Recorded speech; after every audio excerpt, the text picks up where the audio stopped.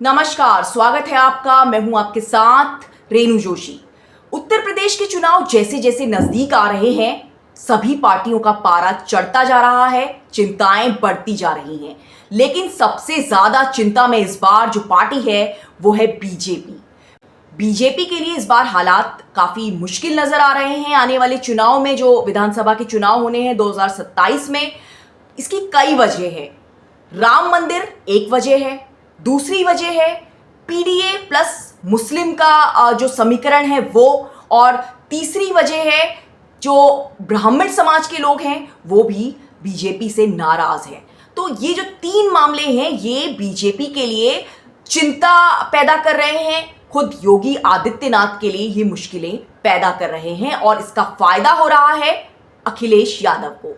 अखिलेश यादव शुरू से ही PDA plus मुस्लिम को अपनी तरफ लुभाने की लगातार कोशिशें करते रहे हैं। ऐसा माना जाता है कि जो यादव वोट है, जो ओबीसी का जो यादव वाला हिस्सा है, वो तो अखिलेश यादव के साथ रहता ही है। लेकिन उसके अलावा जो दूसरा और तीसरा जो है कुर्मी और तीसरे जो लोधी समाज है, इन तीनों को जो अट्रैक्ट कर लेगा वो उसके लिए जो यूपी का चुनाव है वो काफी आसान हो जाएगा। तो माना यह जा रहा है कि पीडीए और मुस्लिम्स को जो भी पार्टी अपनी तरफ खींच लेने में कामयाब होती है वो यूपी के चुनाव में जीत दर्ज कर सकती है। अखिलेश यादव ने अभी से ही लोधी समाज को लुभाना शुरू कर दिया है। अखिलेश यादव को पता है कि जो यादव समाज के वोट हैं वो तो उनको जाने ही हैं, लेकिन अगर लोधी समाज की, क्योंकि लोधी समाज जो है वो राज्य में करीब 65 सीटें ऐसी हैं जहां पर लोधी समाज जो है वो काफी अहम रोल अदा करता है, जीत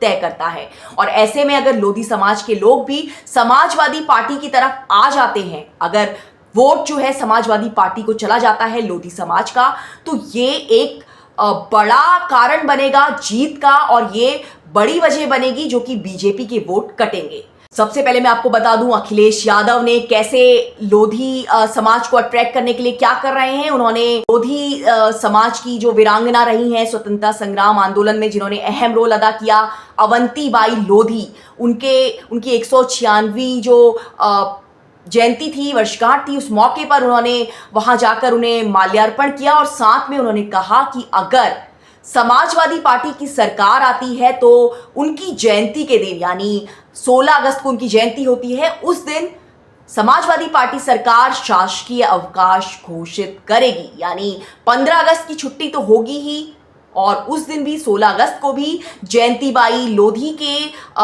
जन्मदिन के मौके पर, उनकी वर्षगांठ के मौके पर भी छुट्टी राज्य में रहेगी अगर सपा की सरकार आती है। तो इसे एक बड़ा कदम माना जा रहा है। इसके अलावा उन्होंने ये भी कहा कि जो जयंतीबाई की प्रतिमा है उसको भी रिवर फ्रंट के सामने बड़ी बड़ी प्रतिमा को स्थापित किया जाएगा। यानी इसे माना जा रहा है कि इससे जो लोधी समाज है वो समाजवादी पार्टी के पाले में आ सकता है। इसे एक बड़ी कोशिश माना जा रहा है अखिलेश यादव की।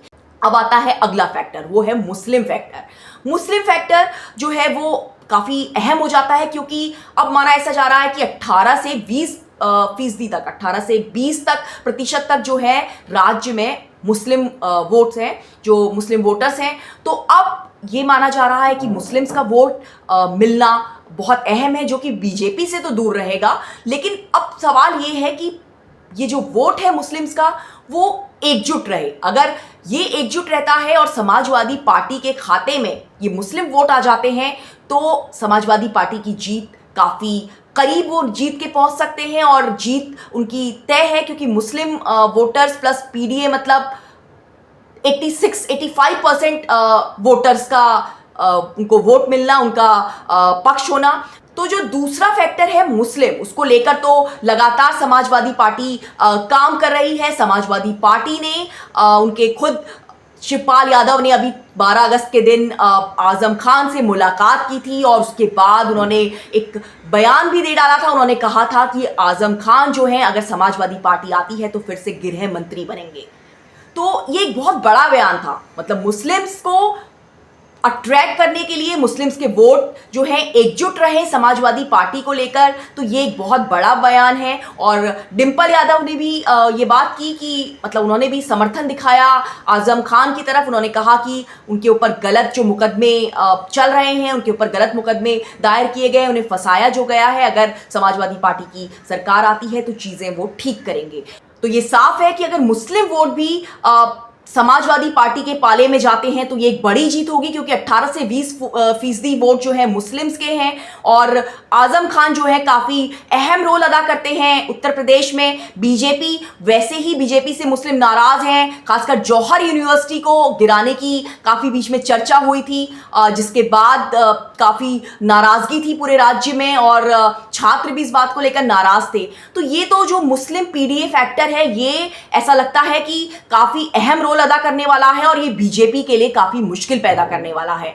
लेकिन इसके अलावा एक और चीज है, क्योंकि जो ब्राह्मण और जो राजपूत वोट है या जो सामान्य वर्ग है, अगर उसकी भी बात करें तो वो भी बीजेपी से खफा नजर आ रहा है। वजह बहुत बड़ी है, राम मंदिर। राम मंदिर एक ऐसा मामला है जिस पर पूरे देश के लोग जो है बीजेपी से नाराज हैं, क्योंकि राम मंदिर पर पूरी तरह से बीजेपी के लोग या फिर आरएसएस के लोग वहां पे काम कर रहे थे। बीजेपी ने ही ये तय किया था, आरएसएस ने ही ये तय किया था कि वहां पे कौन लोग होंगे। लेकिन राम मंदिर में जो चोरी की खबरें हैं, उसके बाद जो चोरी का मामला सामने आया है, उसके बाद पूरे देश में एक नाराजगी है।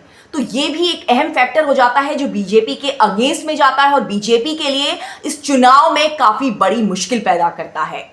और अगर मैं एक और फैक्टर की बात करूं जो है योगी आदित्यनाथ के खिलाफ, वो है जो ब्राह्मण समाज है, वो बहुत ज़्यादा योगी आदित्यनाथ को पसंद नहीं करता, क्योंकि योगी आदित्यनाथ राजपूत समाज से आते हैं और इसमें भी एक तरह की जो दो समाजों में है, एक तरह का विरोध रहता है और इसका जो नुकसान होता है वो योगी आदित्यनाथ को, जो अभी मुख्यमंत्री हैं, उनको हो सकता है। और बीजेपी का जो पूरे देश में सेंट्रल में जो छात्रों को लेकर विरोध चल रहा है और जो पूरे देश में छात्र बीजेपी के अगेंस्ट में हैं, शिक्षा का मामला हो, चाहे वो परीक्षा रद्द का मामला हो, नौकरी का मामला हो, इस पूरे मामले में बीजेपी पूरे देश में घिरी हुई है। तो इस पूरे चीज़ों का फायदा भी जो है कांग्रेस और समाजवादी पार्टी के गठबंधन को जा सकता है। और ऐसा हो सकता है कि ये सारे वोट अगर एक साथ मिल जाते हैं, जैसे कि कोशिश की जा रही है, तो बीजेपी इस बार चुनाव से बाहर हो सकती है, अगर सारी चीज़ें इस तरीके से होती हैं जैसा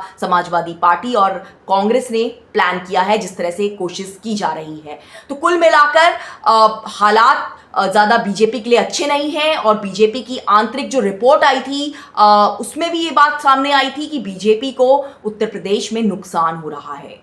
तो हर तरफ से अब यूपी चुनाव को लेकर बीजेपी की चिंताएं बढ़ती हुई नजर आ रही हैं।